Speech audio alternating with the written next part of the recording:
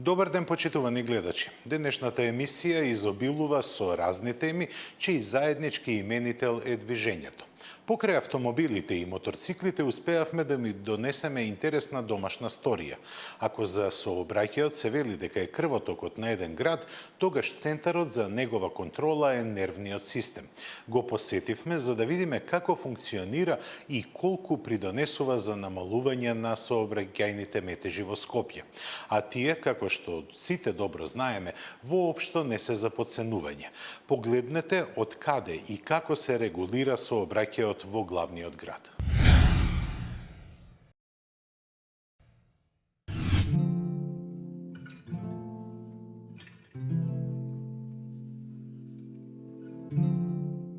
Скопје располага со 3 носечки булевари на запад и 4 на исток без директна поврзаност меѓу себе. Целокупниот сообраќај по нив се слева во двата прстена во централното градско подрачје, кои се со ограничена пропусна моќ. Затоа и еден ваков центар за следење и контрола на сообраќајот е од клучно значење за пулсирањето на животот во нашата метропола. Како што ни кажа неговиот раководител Иван Киш, со него со оптичка мрежа се поврзани вкупно 92 крстосници. Операторите ги следат во живо преку многуте монитори и големи дисплеи, а состојбата во сообраќајот ја контролира напреден софтвер. Ова е приказ графички како изгледа една крстосница. Моментално е прикажана крстосницата кај Мавравка и таа ни е една од најоптеретените крстосници. На дневна основа поминуваат некаде до 100.000 возила на овој правец. Тука во реално време се прикажани како работат светлосните уреди и исто така детекторите се прикажани како ги бројат возилата. Од десната страна го гледаме во реално време како тече сигналниот план согласно фазите кои што се распределени и која што програма е ставена во контролерот и заедно тука во центарот, односно во спот единицата. Времетраењето на зеленото светло и на целокупниот циклус се одредува динамички врз основа на интензитетот на сообраќајот. На графиконот бројот на возила за секоја насока е прикажан со посебна боја, заедно со процентуалната искористеност на зелениот сигнал. Доколку тој е висок, веќе во наредниот циклус зелено светло на таа насока трае подолго. Софтверот е производ на италијанската компанија Сварко и важи за најдобар во светот. Ги чува податоците 5 години и врз основа на нив ја определува контролната стратегија, која во случај на потреба се менува за 3 секунди. Знае да препознае сообраќајна несреќа или некаков друг проблем заради кој доаѓа до застој. Тогаш реагира со прилагодување на светлосниот сигнал на таа, но и на околните и поодалечните крстосници. На тој начин, место да се трупаат на едно место, создавајќи сообраќаен метеж, возилата се распределуваат насекаде помалку. Операторите во центарот ја следат ситуацијата преку камерите кои се управуваат далечински. Тие во секој момент може да реагираат и да ги изменат параметрите за работа на системот. За состојбата на сообраќајот возачите се известуваат преку пораките на дигиталните панели поставени на 5 места низ градот. Нивниот број во блиска иднина ќе се зголеми, а во план е набавка и поставување на пешачки семафори кои ќе се активираат со притисок на копче. Секако и тие ќе бидат интегрирани во овој современ систем кој будно го следи сообраќајот во Скопје 24 часа на ден, 7 дена во неделата. Големиот број возила и уште поголемата потреба од нив наметнаа темпо со кое секој град мора да се справи. Според она што го видовме, Центарот за управување и контрола на сообраќајот во Скопје успешно се носи со сите предизвици на модерното живење.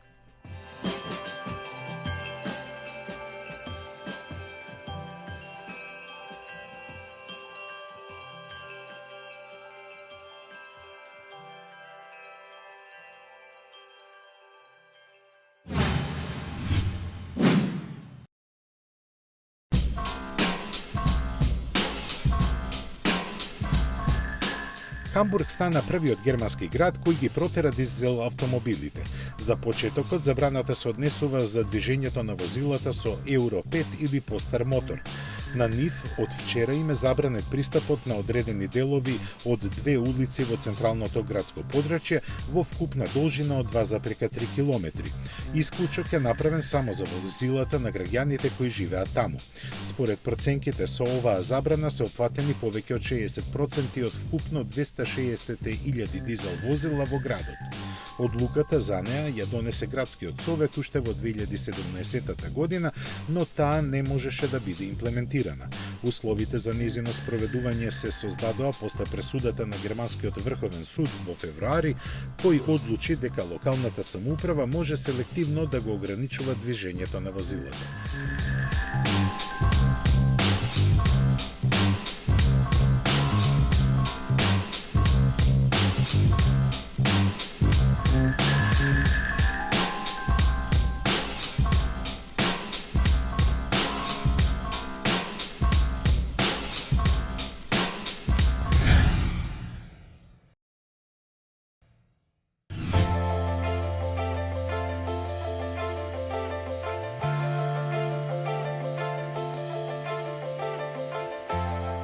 Славеничката торта по повод 4-деценискиот јубилеј на релито Дакар ќе има горчлив вкус.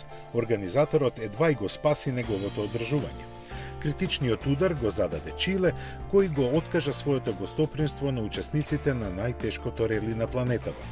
Тоа предизвика и Боливија и Аргентина да се премислуваат, заради што закажаната презентација на трасата на релито Дакар 2019 беше откажана. Организаторот сепак реагираше брзо и се договори со единствената земја која го потврди своето учество и го најави настанок под слоганот 100% Перу, 100% Дакар. Но со ова проблемите не се решени. Тие допрева предстојат бидејќи заради промената на власта во оваа земја, организаторот на релито едноставно нема со кого да разговара околу техничките детали и неговата подготовка. Заради сето ова се започна со разгледување на опциите за враќање на релито Дакар во Африка. Посебно се потенцираат Алжир, Ангола и Намибија, каде наводно веќе е разговарано на највисоко ниво. Првичната идеја беше годинешното издание на релито Дакар да се вози од едниот до другиот крај на Јужна Америка, заради што во рутата беше вклучен и Еквадор. Но Чиле се повлаче заради економските проблеми во земјата со надеж дека до година повторно ќе се вклучи во неговата организација. Релито Дакар треба да се вози од 6 до 17 јануари 2019 година. На распоредот се 10 етапи кои ќе се возат главно по песочни линии, а стартот и целта ќе бидат во Лима. Премиерното издание на релито Дакар се одржа во 1979 година на трасата која водеше од Париз до Дакар. Во Јужна Америка се пресели во 2009 заради безбедносни причини. На годинешното негово издание настапија преку 500 учесници во 335 возила. Маратонскиот тест на издржливоста го завршија повеќе од половината, меѓу кои најуспешни по категории беа Peugeot, KTM и Камаз.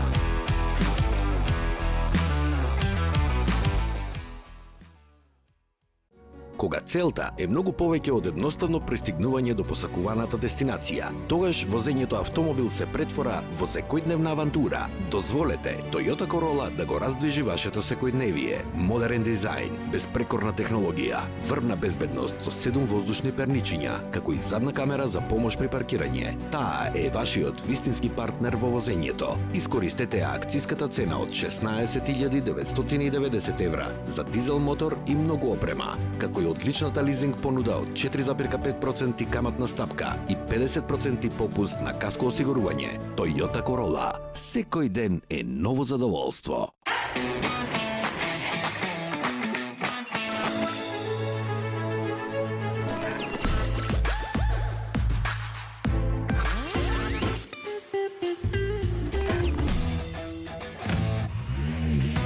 Едноставно до нов автомобил. Со Шпарка се лизинг.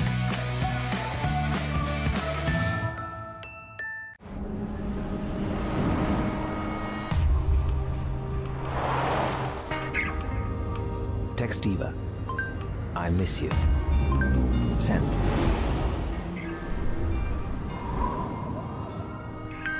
She called me up late last night. Ви ја представуваме целосно новата Ford Fiesta. Веќе од 109 евра месечна рата. Човек во темнина го обликува светот пред себе. Студ претворен во топлина, горчина во сладко. Создавање нешто од ништо. Едноставна убавина, претворена во нескротлив цвер. И токму во оваа спротивност лежи безпрекорниот вкус. Mercedes-Benz, the best or nothing. Say hello to the Peugeot 208 with active city brake, if you need it, and a reversing camera. What are you doing? Sebastian's supposed to look at the reversing camera. Forget it. No, don't even bother showing them the park assist. Not so easy after all, is it? Everyone needs a hand in the city.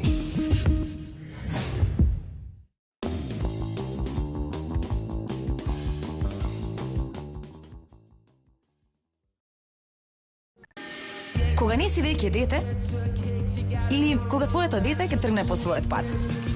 Тоа е времето кога можеш да живееш како што сакаш. Тоа е времето кога можеш да ја слушаш твојата музика гласно.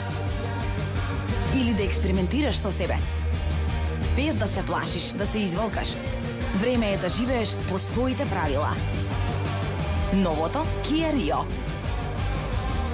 Твое време, твои правила.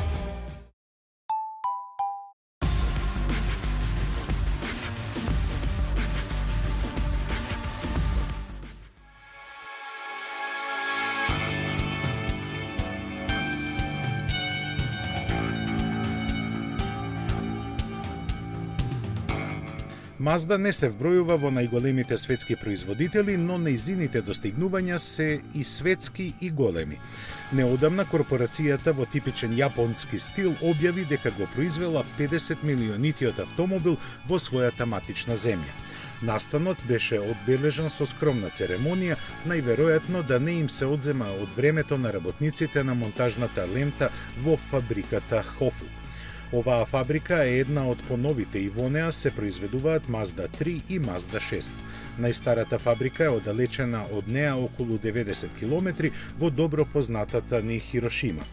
Таа датира од 1931 година, кога Mazda го произведе својот прв камионет со 3 тркала. А од тогаш поминаа 87 години, од кои повеќето беа бурни. Во историјата на марката посебно ќе биде запамтена 1960 година, кога започна производството на мини купето R360, со кое беше означен храбриот влез во производството на патнички автомобили. Денес Mazda на купувачите им испорачува повеќе од 1,6 милиони возила годишно. План е достигнување на бројката од 2 милиони, кои ќе излегуваат од 13 фабрики на компанијата ширум светот. Само 3 од нив се во Јапонија, додека другите се расфрлани на секаде низ светските меридијани. Во останатите азиски земји ги има вкупно 4, во Северна и Јужна Америка по 2 и во Кина и Русија по 1. Во Европа Mazda нема своја фабрика, но продава по околу 230.000 возила годишно. Нешто посилна е продажбата на северноамериканскиот континент, но најмногу се продава во Кина. Интересен факт е дека на сите пазари најбарани модели се кросоверите CX-3 и CX-5. Иднината Mazda сепак ја гледа и во автомобилите од другите класи. Најмногу интригира употребата на ванкел технологијата, чие враќање веќе е најавено.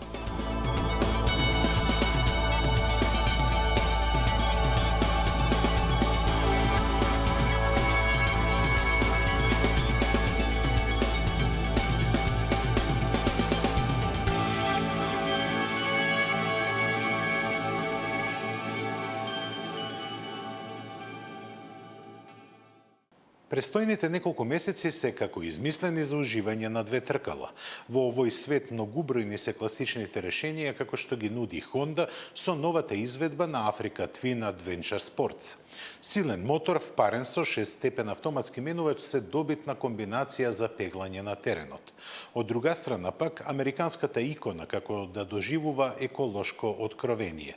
Харли Дейвидсон со моделот Revelation преминува од громогласните V-мотори на безшумните електрични. Останува само да се промени моторџиската облека од кожена во помодарска, шарена, текстилна и слободно може да се запрашаме каде оди овој свет.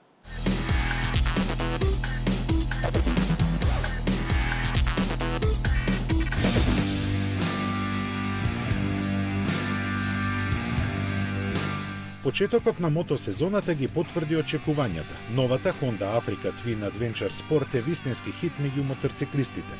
Направена е со фокус на теренското возење, но без да се наруши комфорот на долги асфалтни патувања. Стилските измени недвосмислено ја покажуваат неговата решителност, која паралелниот твин агрегат ја дополнува со избалансирана испоракана сила. Има 1000 кубни сантиметри работна зафатнина и 95 конски сили, со кои Africa Twin ќе се справи со сите предизвици. Посебно верзијата со автоматскиот менувач со двојна спојка со 6 степени на пренос, кој одлично се согласува со олеснетата рамка. Располага со ABS систем кој може да се исклучи само на задното тркало и режим за контрола на вртежниот момент. Минималниот оклоп со двојни LED светла и дава оригинален изглед, а седиштата се подесуваат по височина. Резерварот е голем, а таква е и тежината, цели 253 кг. Honda Africa Twin одамна го утврди својот статус како голем авантурист кој на теренски услови се чувствува како дома. Adventure Sport верзијата го подигна на ново ниво и ја предизвика фантазијата на купувачите склони на бескомпромисни авантури.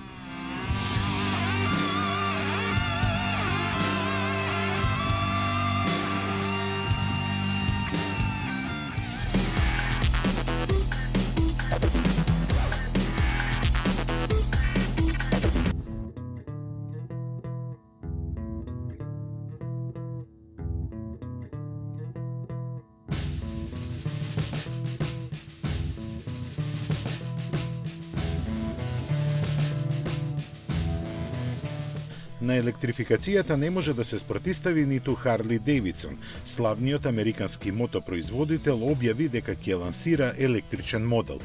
Проектот е започнат пред 4 години, но се досега беше третиран како експеримент. Серискиот моторцикл треба да се појави за 18 месеци, најверојатно под името Revelation. Злобните јазици велат дека ваквата одлука е донесена под притисок на се помалата продажба на класичните американски машини. Заради слабите резултати во работењето, Харли Дейвидсон го затвори погонот во Канзас Сити и отпушти 800 работници. Сепак не се сите вести лоши. Половината од нив ќе се вработат во новите капацитети за производство на електричните моторцикли. За нив засега не се објавени никакви детали, освен дека заедно со иновативниот пристап ќе донесат и нов, сосема поинаков звук. Се прашуваме каков, бидејќи сите добро знаеме дека електричниот погон е безшумен.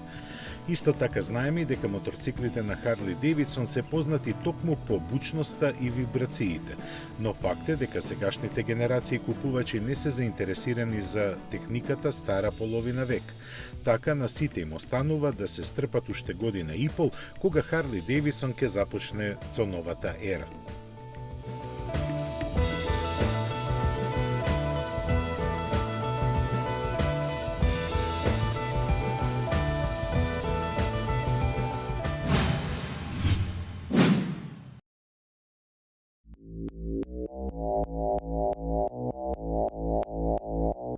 И љубителите на моторциклите имаат свој виртуелен свет – видеоиграта Ride.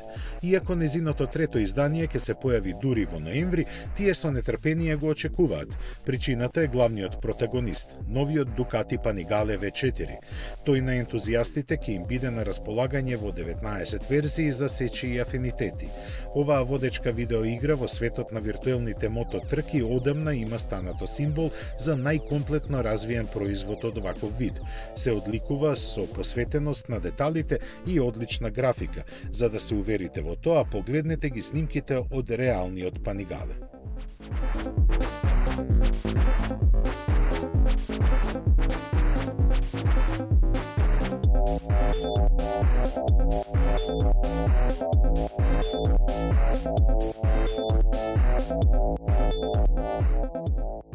Бугати се пофали дека го испорачал 100-тиот примерок на Кајрон.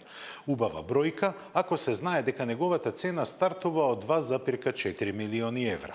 Уште поубава, барем за Бугати, е бројката од 200 продадени примероци пред почетокот на неговото производство во декември 2016-та. Сепак, заради зачувување на ексклузивноста и репутацијата, Бугати ќе направи само 500 примероци од Кајрон. Во следниот прилог следуваат интересни факти за еден од најскапите сериски автомобили на светот.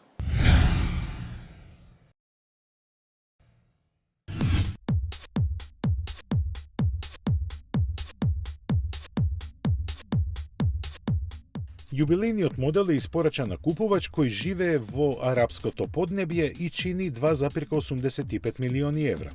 Разликата во цената е исклучиво заради естетските доработки на надворешноста и уредувањето на интериерот, додека механиката во целост е иста. 16-цилиндричен хибриден мотор со 1500 конски сили и 7-степен менувач со двојна спојка. Овој автомобил важи за ремек дело на техниката кој не може да се споредува со ништо друго, заради што од Бугати споделија и неколку интересни факти за него. Според стручњаците на француско-германскиот производител, во неговата каросерија има толку јагленородни влакна, што кога сите би се поврзале, ќе бидат 9 пати подолги отколку растојанието од земјата до месечината. Понатаму, вкупниот материјал вграден во 6 катализатори во издувниот систем изнесува неверојатни 230.000 квадратни метри, што е скоро 3 пати повеќе од бруто површината на скопскиот Сити Мол. Да, ова не е грешка, 230.000 квадратни метри. Со оглед дека неговиот мотор генерира голема количина топлина, низ системот за ладење при полно оптоварување циркулираат дури 800 литри антифриз во минута. Овој автомобил доаѓа со 2 клуча. Со стандардниот брзината му е лимитирана на 380 км на час, додека така наречениот брзински клуч овозможува постигнување на 450 км на час. Но не е се кај него така големо. Багажникот му има зафатнина од скромни 44 литри, а логото на маската тежина од 150 грама, од кои 140 се чисто сребро. Најинтересниот факт за Бугати Кајрон е дека просечниот негов собственик поседува уште 42 други автомобили.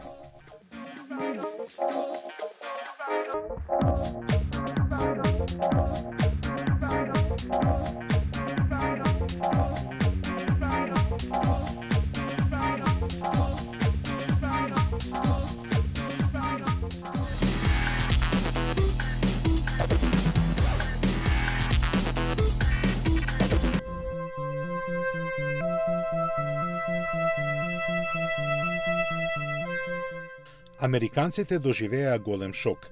Шевролет изненадно објави дека новата генерација на Силверадо ќе има 4-цилиндричен мотор.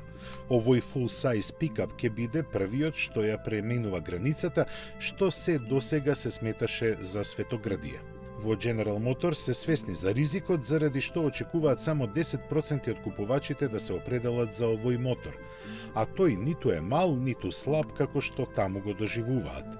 Има 2,7 литри работна зафатнина и 310 конски сили извлечени со помош на турбокомпресор. Располага со старт-стоп технологија и систем за деактивирање на цилиндрите, а ќе биде впарен со 8-степена автоматика.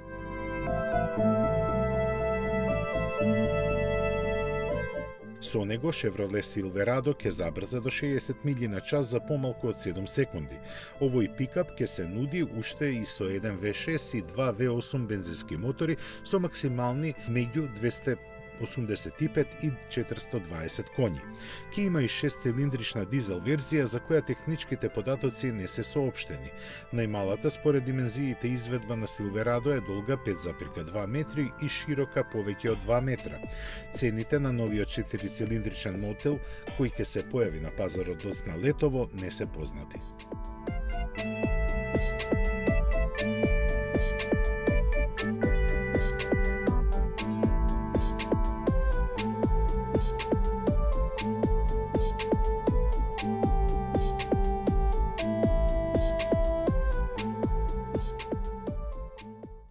Од автомобилската историја одвојуваме простор за уште еден Опел.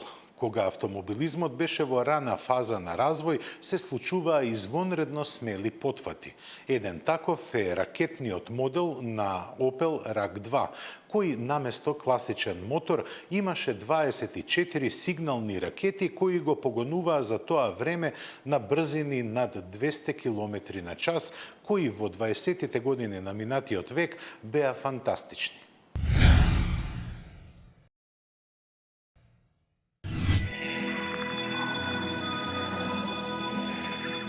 Со поглед кон новата иднина, Opel се враќа на најзначајните моменти од својата историја. Еден таков се случи во 1928-та, кога автомобилот со ракетен погон, RAK2, достигна 238 км на час. Овој потфат дури и денес, после 90 години, се оценува како еден од најлудите во автомобилската индустрија. Го изведе внукот на основачот на компанијата, Фриц фон Опел, која постигна рекордната брзина без да носи ниту кацига. Возбудата беше преголема, како што се гледа на оригиналните снимки од настанот во Берлин, на кој присуствуваа 3000 луѓе. Футуристичкиот тркачки автомобил беше опремен со 24 сигнални ракети, кои произведуваа потисок од 6 тони, а тој беше тежок само 560 килограми. Инспириран од успехот, фон Опел уште два пати ја предизвика судбината, со возилото поставено на шини, со кое достигна 256 км на час и со авион исто така на ракетен погон. Да не беше големата и светска криза, која во 1929 година ги прекина експериментите, можеби ќе се вивнеше и во Вселената.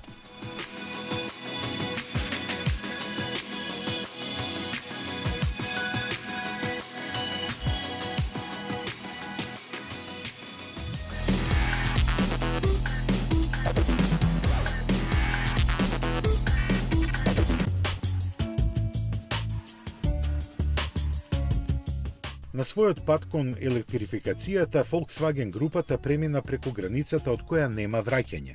За својата постојачка гама електрични возила нарача батерии во вредност од дури 40 милиарди евра. Веќе се договорени и партнерите, кои годишно ќе им испорачуваат батерии со вкупен капацитет од 150 гигават часа.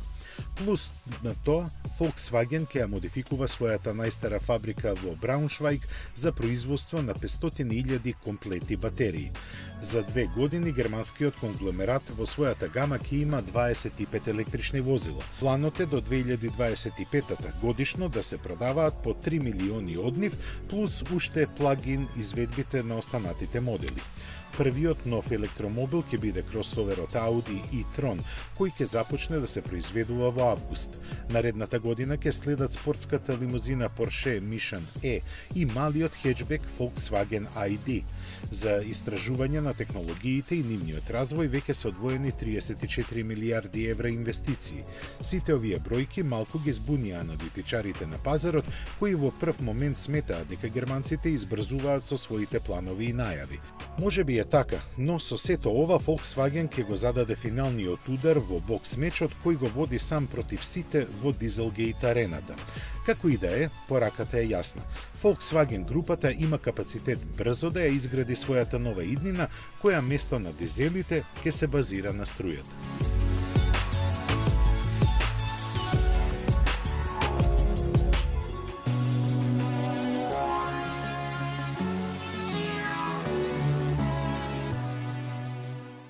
Терминот предвиден за автомагазин го заокружуваме. Ви посакуваме добро расположение до следната наша средба за 7 дена. Поздрав и се најубаво.